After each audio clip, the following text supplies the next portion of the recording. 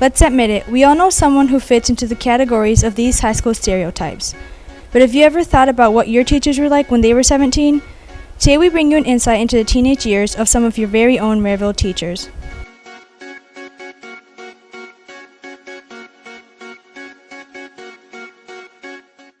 When I was 17, I would say I was kind of quiet in school. I talked with everybody. I didn't really have a certain group that I hung out with more. I came from private school and went to public school, so I was a little bit more reserved, but open-minded and talked with everyone. I was a pretty outgoing guy. I had a lot of friends in different groups. I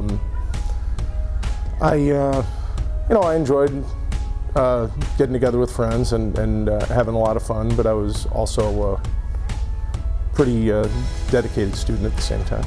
Personality-wise, it was a kind of a fun guy. We had a lot of good times. I was probably the lead character in most of what we did.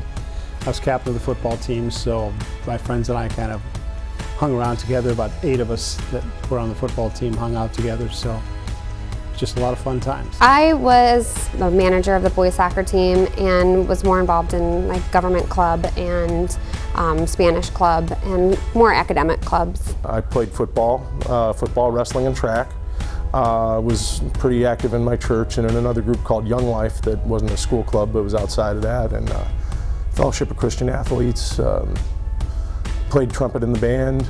I was in football, I was in track, I was in wrestling, and pretty much all athletics. We worked the basketball games as athletes because our coaches asked us to, and so anything connected with athletics, I was there. The music back then, I remember Dave Matthews Band was starting to get really big among a lot of our friends.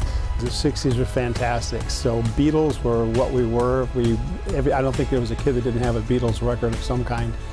A lot of parties. It was more tame than it was today. In the band, played trumpet. I was into jazz and started to get into blues a little bit because of a jazz format radio station that I used to listen to. And my most memorable moment at 17 was we played in the state championship football game, and we lost by 1 point in overtime. And I remember that moment when we didn't make the PAT. It sticks with me. My most memorable moment was a bomb threat was called in to school, and it was planned ahead of time, and I remember we got the whole day off from school, so we had our regular scheduled senior ditch day as well as an additional ditch day because no one wanted to go to school. It was right around the time that another school shooting had occurred, so everybody was still kind of freaked out about it.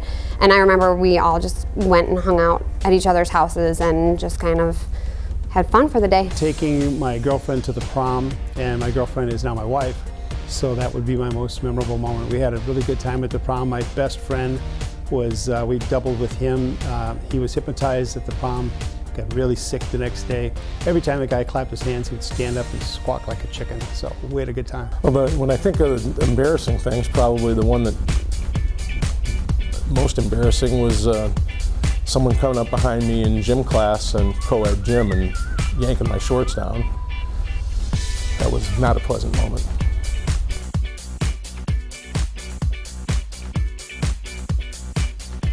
Playing football, my brother was nose guard on defense. I played offensive left guard. My brother was offensive right guard, and he was nose guard and I was linebacker. And we played against Emerson one year, and Bob tackled a guy from the right side. I was on the left side. I didn't know Bob was there.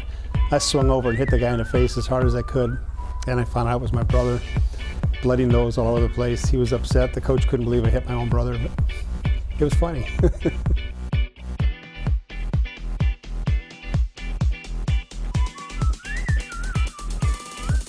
I would say my most embarrassing moment of high school was walking around school. I had worn a skirt that day and had my backpack on, and so I walked around the entire school with my skirt tucked in behind my backpack. This didn't happen just once, this happened, I believe, 3 times in my high school career. That was probably the most embarrassing for me.